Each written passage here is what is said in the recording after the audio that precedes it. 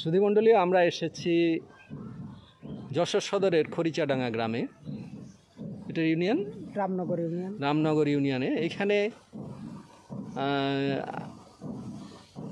আমরা দেখব দুইটা জিনিস আর কি। প্রথমেই গ্রামে ঢুকতেই যে পালবাড়ি, পালেরা যে হাঁড়িকুড়ি বানায় বা বিভিন্ন জিনিস বানায়, সেইখানে আমরা দেখতে পাচ্ছি।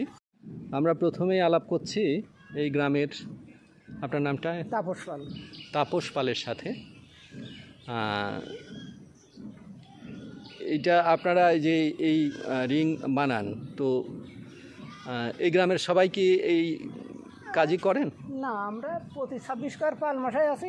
জি। তার ভিতরে আমরা 14 ঘর 15 ঘর তৈরি করি। আর দেখা যায় যে ওই প্রতিমা তৈরি করে এক ঘর আছে, এরকম আর কেউ করে না। আপনারও আছে এটা? হ্যাঁ। আচ্ছা আচ্ছা। তো আমরা ওই মতুয়া সম্প্রদায়ের একটা অনুষ্ঠান দেখলাম এই খরিচাডাঙ্গা গ্রামেই, আপনাদের ওই পাড়ার দিকে। তো ওই অনুষ্ঠানটা কি বছরে একবারই হয়? কোন সময় হয়? এই সময়। ওরা কি উপলক্ষে এটা করেন? এটা ওই হরিচাঁদ ঠাকুরের উড়াখান্দি আছে না? জি জি। ওই উড়াখান্দির হরিচাঁদ ঠাকুরের স্মরণে এটা করেন বছরে একবার? আচ্ছা আচ্ছা। তো এটা সারাদিন চলে? না, এই 8টা-9টার ভিতরে শেষ হয়ে যাবে না। ওরা কি ওখানে মন্দির আছে? হ্যাঁ, বাড়ি আছে, ওনাদের মন্দিরই আছে। আচ্ছা আচ্ছা।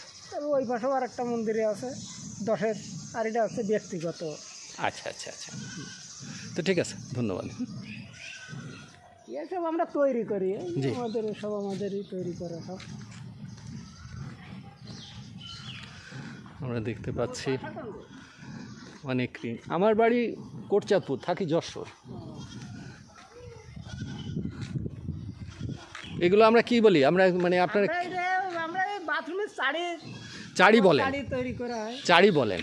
হ্যাঁ, অনেক চাড়ি তৈরি করে রাখা হয়েছে বাড়ছাড়ের ভিতরে।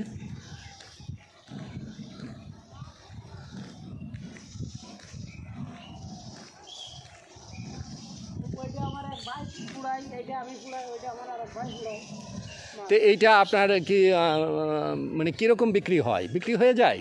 হ্যাঁ। কত কি দাম এগুলা? এইগুলা নেবে 120 টাকা, 100 টাকাও বসানো পড়ে, 120 টাকা, 30 টাকা, 40 টাকা। আর এই যে এইগুলো না, এইগুলো 60 টাকা, 70 টাকা এরকম। মানে একটা রিং না ওই পুরা? একটা রিং আচ্ছা খুঁজে বসাই দিয়ে আসতে। আচ্ছা আচ্ছা আচ্ছা। আপনারা বসাই দিয়ে আসেন? হ্যাঁ, আমরা আজকে গেলাম এই পলিঘাটের পাশে মন্ডলগাতি গ্রামে, ওইখানে 36টা বসাই আসলাম। আমার এক জায়গায় বসালে এটা পোড়াতে কিরকম কি মানে এইগুলা কি এর ভিতরে পোড়ায়? এর ভিতরেই পোড়ানো। কয়টা করে দেওয়া হয় সাধারণত? না ওই 100 তো যায়। 100 যায়? আচ্ছা আচ্ছা। তো আপনারা কি কাঠ দিয়ে জ্বালান এটা? বেশি আমাদের আছে কাঠের গুঁড়ো দিয়ে জ্বালান। কাঠের গুঁড়ো দিয়ে জ্বালান? ওই যে করাতের যে গুঁড়ো না? জি জি। ওই করাতের গুঁড়ো আগে কিছু এই চিটে পাটনা আছে, ফল টল এইসব দিয়ে, বাঁশের পাতা কিংবা মেঘনির পাতা, এইগুলো ওর ভিতরে দিয়ে ওর ভিতরে দিয়ে আগুন বানায় নিতে হয়। প্রচুর আগুন বানায় নিয়ে তারপরে কাঠের গুঁড়ো দিলি, কাঠের গুঁড়ো তো ছাই হয় না, এই জন্যই জোর হয় না। তো আওয়াজ দিয়া না, তো এই জন্য আওয়াজ দিলেই জোর হয়। আচ্ছা। তা ওই যখন আমরা ওই রুয়ার একটা হাল আছে বাঁশের সাথে ফিট করা, ওই যে যখন এরকম নাড়া দেওয়া হয় তখন ওর ভিতরে হাওয়া সৃষ্টি হবে। আচ্ছা। বলি এইসব জায়গায় যে আগুন হু হু করে বের হয়ে যাবে, তখন দেখা যায় মাটিতে যখন এই আগুনটা খাওয়া হয়ে যায় তখন আস্তে আস্তে উপর মুখে উঠে দেয় আগুন। আচ্ছা। ওইটি যে আগুন খেয়ে গেলে তো আর খাবে না।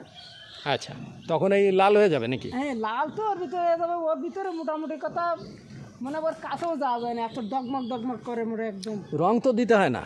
রং দিয়া না, এমনি সাদা রং দিয়া আছে একটু। সাদা রং বলতে? ওই এক রকমের মাটি আছে। জি জি। ও পাহাড়ি এলাকার মাটি, ওরা নিয়ে আসে, আমরা কিনে আনি।